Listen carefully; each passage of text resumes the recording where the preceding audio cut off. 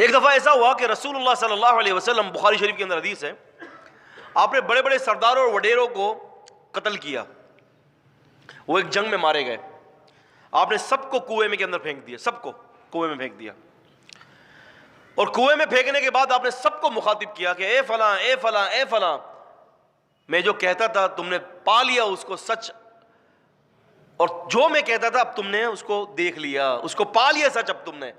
ان کو لاشوں کو خطاب کر رہے ہیں۔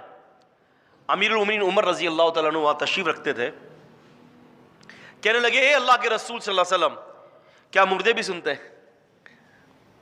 ان لوگوں کو کہ جو مردوں کو مطلق سننے کے اوپر دلالت کرتے ہیں، اور ان کا یہ عقیدہ ہے کہ ہر مردہ سنتا ہے، ہر ولی اللہ سنتا ہے، یا جو کوئی بھی سنتا ہے، جو سماع موتا کے قائل ہیں، ان کا بڑا رد ہے یہاں پر۔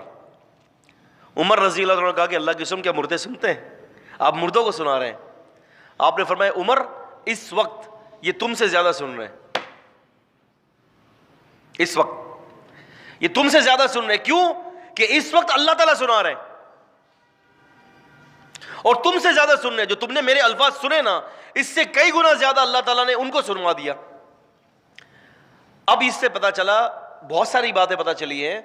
پہلی بات تو یہ پتا چلی کہ عام حالت کے اندر مردے سنتے نہیں ہیں، اگر سنتے ہوتے تو حیرت سے عمر رضی اللہ عنہ نہیں پوچھتے۔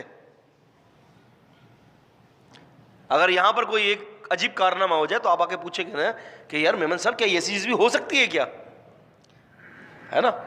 تو وہاں پوچھا کیا کہ اللہ کے رسول صلی اللہ علیہ وسلم کیا مردے سنتے ہیں؟ عام حالت میں نہیں سنتے، تبھی تو پوچھا۔ اگر عام حالات کے اندر ولیوں کا اور صحابہ کا مرنے کے بعد سننا ثابت ہوتا تو یہ سوال کوئی بھی معنی نہ رکھتا۔ اور پھر اللہ کے رسول صلی اللہ علیہ وسلم نے یہ نہیں کہا کہ ہاں مردے تو سنتے، آپ نے یہ نہیں فرمایا، جواب یہ دیا کہ ہاں یہ اس وقت تم سے زیادہ سن رہے ہیں، یعنی اس وقت کے علاوہ نہیں سنتے۔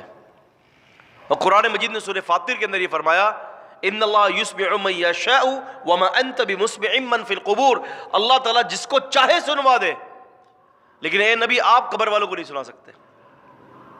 تو پتہ چلا کہ وہ معجزہ تھا۔